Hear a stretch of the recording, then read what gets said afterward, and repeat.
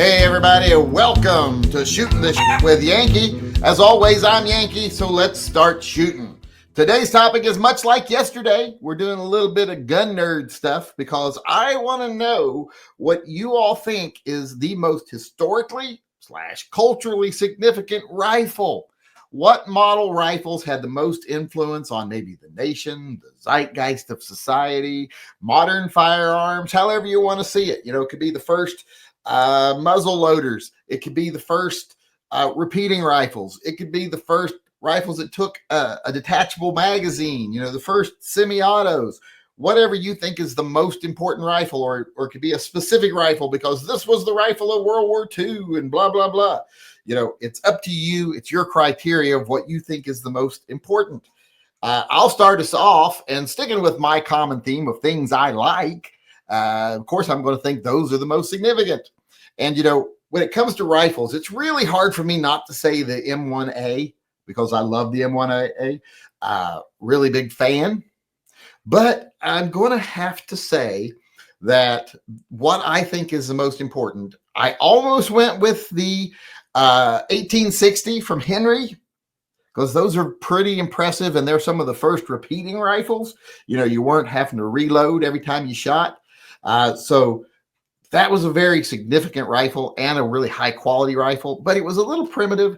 So I ended up going, my choice is one of my, close to my favorite lever action rifle, which is the 1892, but it's the 1873. It's a little bit earlier model. It's a Winchester, and it was the gun that won the West.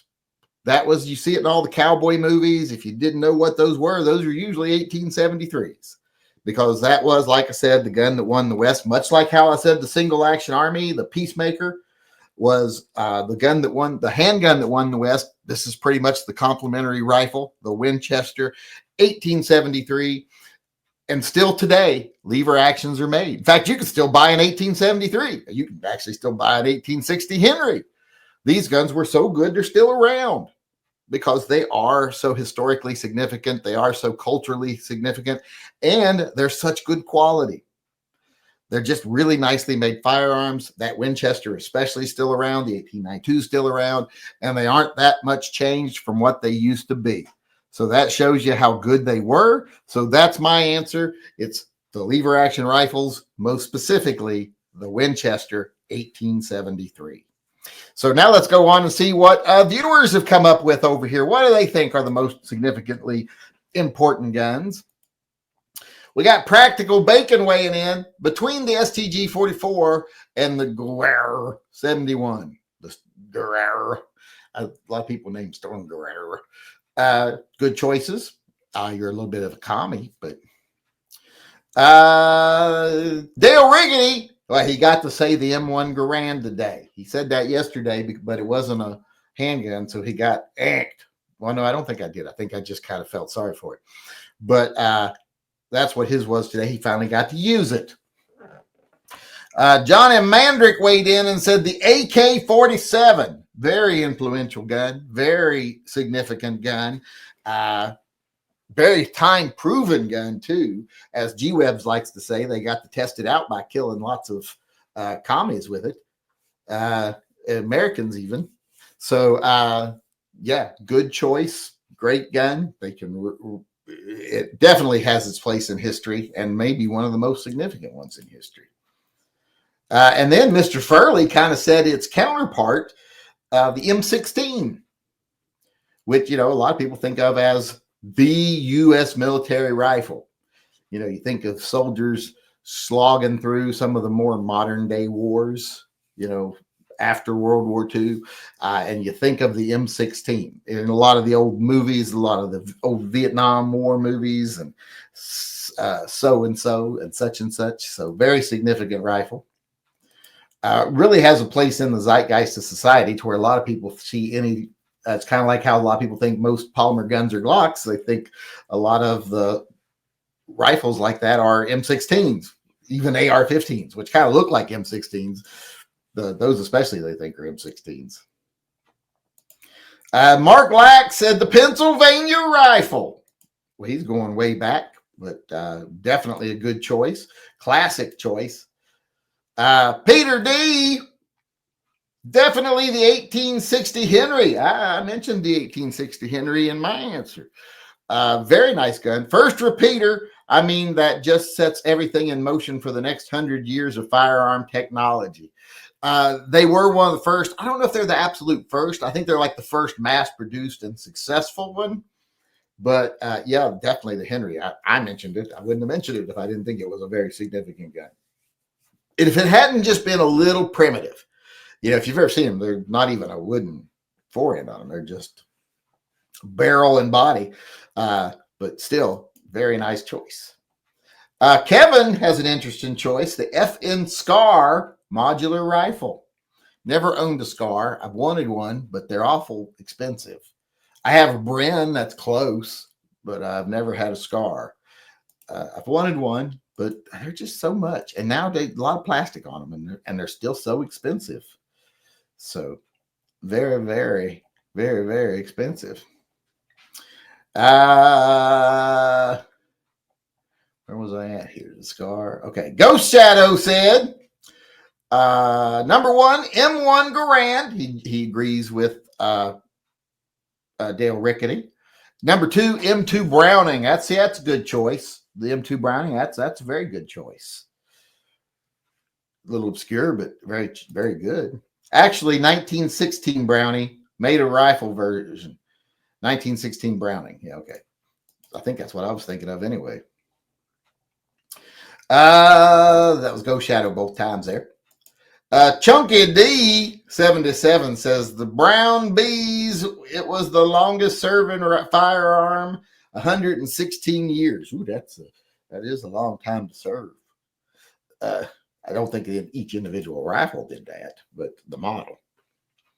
And yeah, it didn't advance there for a long time. We didn't have a lot of advancement for a while. So they stuck around forever. I didn't know it was 116 years.